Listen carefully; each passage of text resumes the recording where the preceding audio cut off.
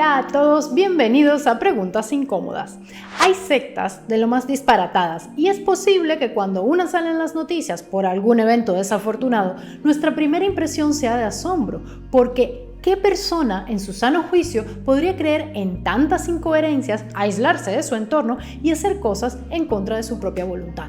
Responsabilizar a la víctima es la reacción de muchos, pero lo cierto es que no estamos hablando de personas tontas. De hecho, la inteligencia, una buena educación, inquietudes religiosas y preferiblemente cierto poder adquisitivo son los rasgos más buscados para ser captado por una secta.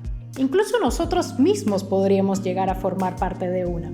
Puede que esto no te convenza y creas que esto nunca te podría pasar porque quizás no eres creyente o no te gusta el New Age. Pero esto responde a una imagen de secta que tenemos en la cabeza y que no necesariamente coincide con las sectas actuales. Porque una secta no necesariamente gira alrededor de una creencia religiosa o de una pseudoterapia. Hoy en día pueden pasar más desapercibidas, por ejemplo, valiéndose de supuestas terapias psicológicas. Además, no debemos subestimar la eficacia de las diferentes técnicas que estos grupos utilizan, primero para atraernos y luego para anular nuestra voluntad y aislarnos de nuestro entorno. Así que hoy hablaremos de cómo podemos darnos cuenta si un ser querido o nosotros mismos pertenecemos a una secta y cómo se puede salir. Y para ello invitamos a Pablo Salum, quien lleva el proyecto Ley Antisectas, el canal de YouTube Red Librementes y que es además sobreviviente de una. Para los que no formamos parte de una secta, es más fácil reconocer cuando se trata de una, pero la perspectiva de la persona que está dentro suele ser diferente. Así que, ¿cómo podemos darnos cuenta si estamos en una secta? Bueno, en realidad darnos cuenta si estamos dentro de una organización coercitiva, una vez que ya fuimos captados, es muy difícil, porque el proceso de coerción psicológica ya está en proceso y hace muy difícil que las víctimas se den cuenta que están siendo víctimas de delitos y de abusos. Pero antes de ser captados, podemos tener algunos ítems como para tener en cuenta que podemos estar ante una posible organización coercitiva. ¿Cómo te diste cuenta tú? En mi caso me di cuenta, era muy chico, pero me pude dar cuenta porque dentro de mi casa había material que guardaba la organización donde se podía ver las tareas sexuales que llevaban adelante con sus alumnos. Y la realidad que al ver ese material siendo muy niño, generó en mi cabeza, en mi mente, digamos, un shock que lo que hizo fue despertar las alertas como para decir ver que algo no andaba bien. Algo que me llama la atención es que las sectas actuales se camuflan más que antes. Si el líder viste una túnica y hay rituales extravagantes, puede que me alarme.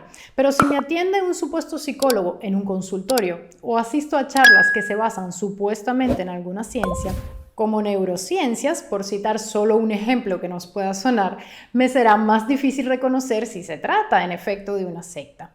¿Cuál es la diferencia entre un culto religioso, un grupo de apoyo psicológico, un curso de alguna terapia y una secta coercitiva?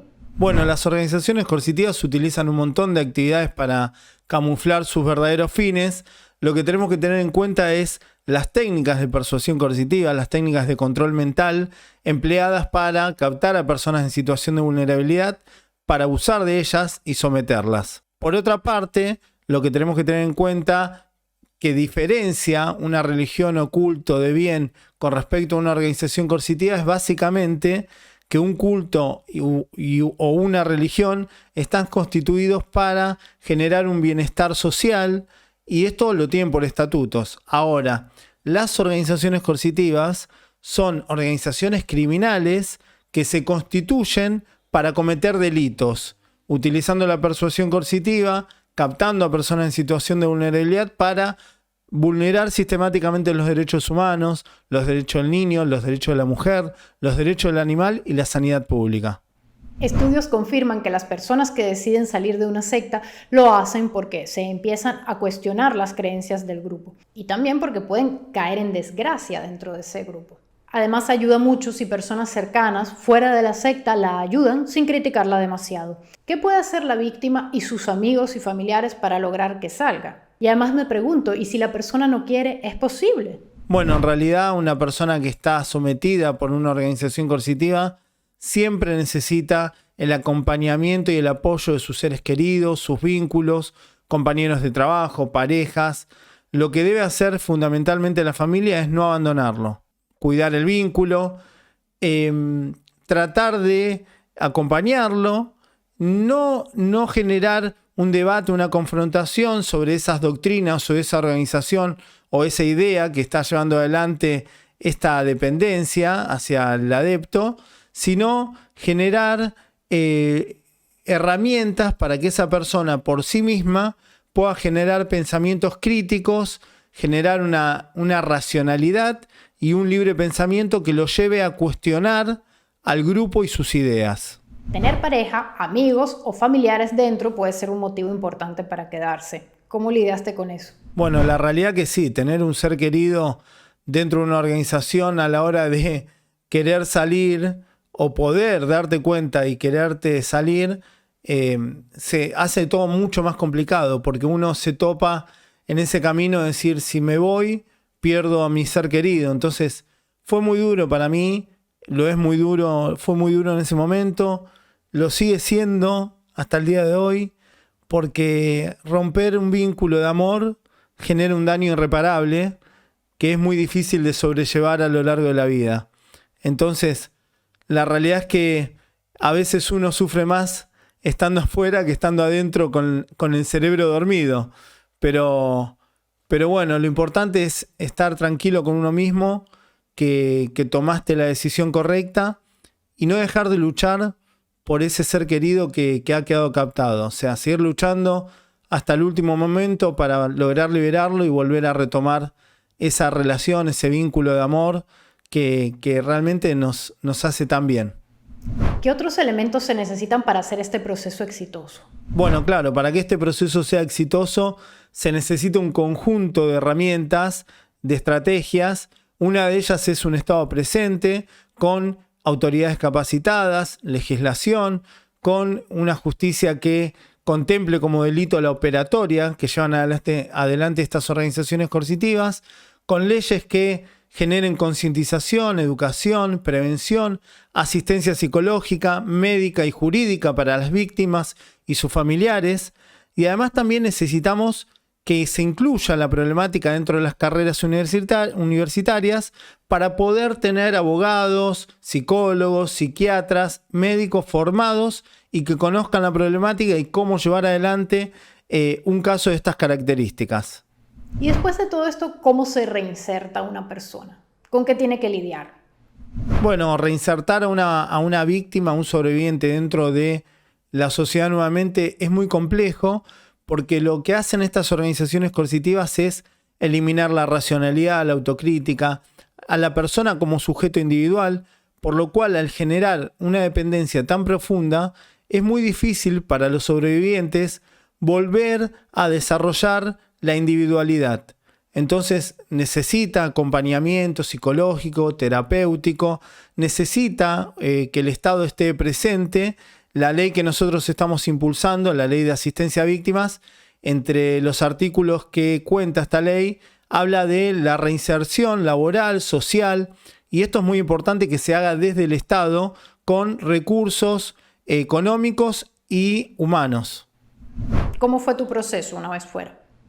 Bueno, en mi caso el proceso fue bastante doloroso porque todo mi grupo familiar, mis amigos, la gente que quería estaba dentro de la organización y al salirme, al escaparme, tuve que volver a reinsertarme de alguna manera en la educación pública. En ese momento dentro de la organización yo había dejado de estudiar, entonces cuando yo logro salirme y escaparme, vuelvo a tener que retomar los estudios escolares.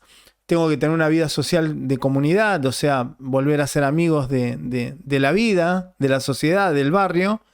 Y realmente yo siempre fui un chico extrovertido, tuve eso a favor.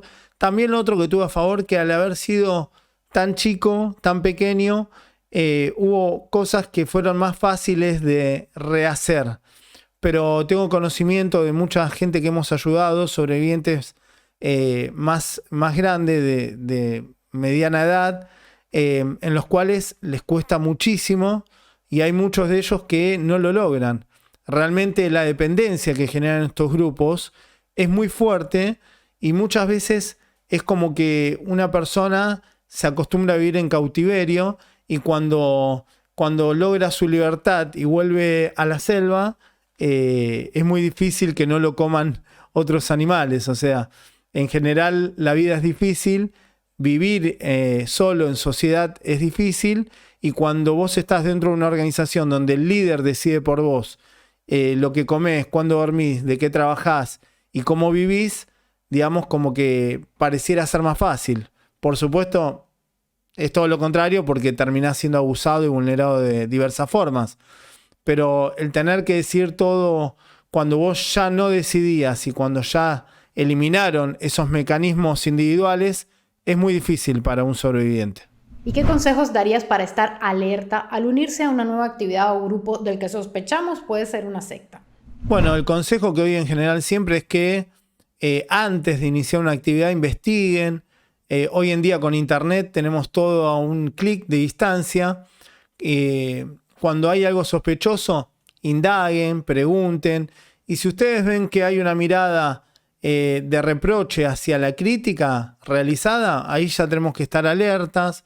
Cuando hay una idea o un líder supremo, que hay una verdad única, donde te dicen qué hacer, si tenés que dejar a tu familia, a tus seres queridos, a tu pareja, o te ponen prohibiciones para pertenecer a un grupo, te dicen que es un grupo de élite, que tiene una verdad suprema que están llevando adelante y que vos sos un elegido, o te ofrecen soluciones mágicas de pronto como para generar abundancia sin trabajar, o curarte una enfermedad con nuevas técnicas o pseudociencias que realmente no están probadas. Ahí tenemos que tener mucho cuidado.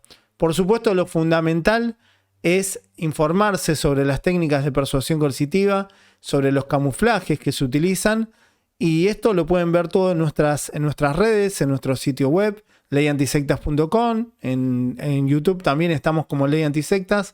Creo que la educación, la prevención y la concientización es el mejor arma que tenemos para combatir a estas organizaciones y prevenir que abusen de nosotros. Bueno, les agradezco mucho la invitación, la verdad que me encanta el canal que tienen, el contenido que hacen. Para mí es un honor que me hayan invitado a participar de este video. Le quiero decir a la gente que por favor nos ayude, nos apoye, que sigan también nuestro canal y nuestra lucha para poder generar mayor concientización, prevención, y que estas leyes que estamos impulsando sean llevadas adelante en el Congreso de todos los países, porque esta problemática no distingue fronteras, y que tengamos legislación, que los estados reconozcan la problemática y las víctimas reciban la asistencia que corresponde. Muchas gracias. Muchas gracias, Pablo, por acompañarnos. Les dejamos el enlace a su canal en la descripción para que conozcan sus proyectos y además también mejor su experiencia personal.